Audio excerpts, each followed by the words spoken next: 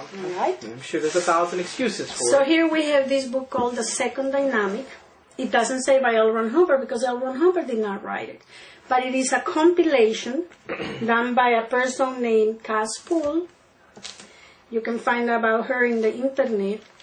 But everything that she wrote was exactly from other references from Ron Hubbard, and then he tells you where to find the references. Right.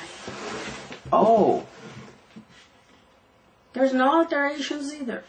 So this is this is like a reference book, but it's no alterations. Right. I didn't even know that. Wow. Okay. I when I say I know I ended that with a pause. Generally speaking, because in most orgs, no other books are supposedly allowed other than L. Ron Hubbard. Right. But you're telling me that L. Ron Hubbard not only thought it was all right for others to write of his work so long as he could see it himself. Right. But, well, he published it. Right. So this book was a very good book for people to use on their second dynamic for references for their children. It has a section on children, so if you have children, you want to know what to do, what tech to apply to them, and it was very valuable. It looks like, and it referred to other books by L. Ron Hubbard. Well, yes, but this book was not altered. It was completely eliminated. Well, let me show you this one. Okay, wait. I did that one. That's the very first course I did when I got online with science. That's the very first course I ever did. Yes, I want to show you something. I chose this in particular to show you, and I'm glad you did, because the data here is very valuable. But it says here, based on the works of L. Ron Hubbard. Right. It doesn't say that it's by L. Ron Hubbard. Right. There's a bulletin called false data stripping, and Ron says right there. I remember that. That you are supposed to read the authors, not versions of the authors. Right, because it could be altered or you wouldn't get the full, right. Or it could, yeah. They have a similar book called, or a course called The Ups and Downs in Life. Right. Which helps you handle, as you know, potential trouble source. All right, I've done that one too. Yeah, but that one doesn't have a policy in it that's PTS type A and how to handle when you are connected to family who are antagonistic to you or to Scientology. No, it doesn't.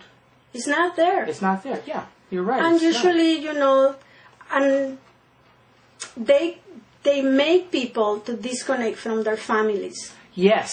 Okay? I want to show you. Here's a policy called Cancellation of Fair Game and Cancellation of Disconnection. ACOPL of 15 November 1968. Cancellation of Disconnection. I want to show this one. Okay, there's a reason why. Because I know of... Okay. The practice of declaring people fair game. No, read this one. This is the one I want. Cancellation of disconnection. Since we can now handle all types of cases, disconnection as a condition is cancelled. Right. Why? Because if you truly apply the tech, you can use ARC, you can use DRs with your family or with anybody. You don't need to disconnect. How a team makes you having to disconnect from people that you cannot handle? You are aware of the fact that a lot of people are not talking to children, and children are not talking to parents, and parents aren't allowed to even have any because that they were told. That's why I bring this up. I want people to know that in 1968, Ron says no disconnection. Many churches do that. But I can name names. I'm not going to, but I know it's like it was. I know someone called it religious shunning. Right. Why should we disconnect? We have TRs. Ron says that if you do your TRs properly, with TRs alone, you can handle any situation. So, if you're really OT and if you're really at cause and if you really have the wins and the abilities, then you can handle anything. You can handle life. So basically, okay. See, because a lot of people I know that could bring a tear to an eye. Yes, so anybody that has lost families because of that, just show them this policy. Now I'm going to show you something else because this is important. This is a booklet that the Office of the President of the Church of Scientology International published in October 1993, and it says description of the Scientology religion. And in here, I didn't know you. In this one, as you can see, it describes, you can take pictures of it later on or make a copy of it. It describes where Arlington is, what advanced courses are, describes St. Hill, Class 5 organizations, etc. And describes Church of Scientology International, but there is one that I want you to hear of. It says here, Church of Spiritual Technology, or CST. I don't remember hearing about the Church of Spiritual Technology. Never heard of that one. No. Well, this is what it says. This is from the church. Right. They publish it themselves. I see I know the Copyrights are here. Okay. This is the original.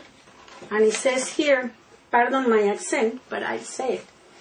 Church of Spiritual Technology, CST, a California tax-exempt religious corporation, is the most unique Church of Scientology. It is not part of the church hierarchy and does not participate in its day-to-day affairs. CST was formed in 1982 to serve as the recipient of the bulk of L. Ron Hubbard's estate, including all of his valuable intellectual properties, his life's work, for the benefit of the Scientology religion.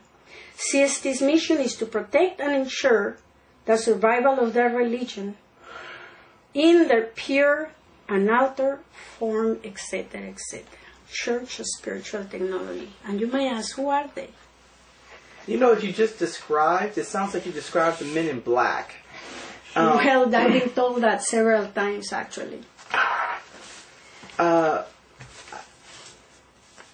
They're supposed to make sure that the tech is unadulterated.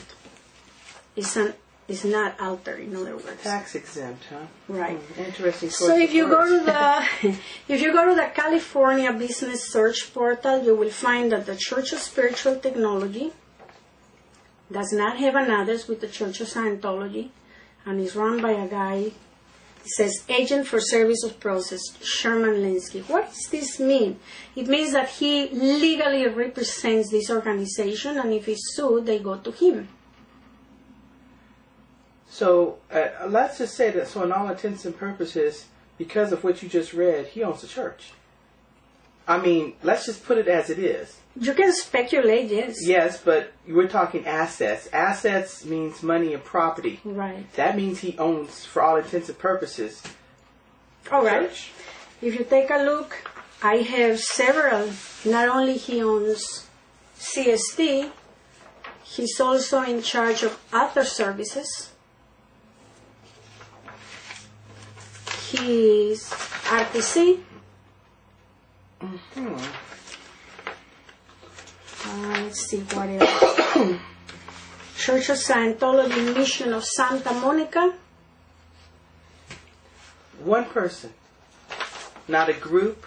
Applied Scholastics. All of these organizations are in his name. He's the agent. So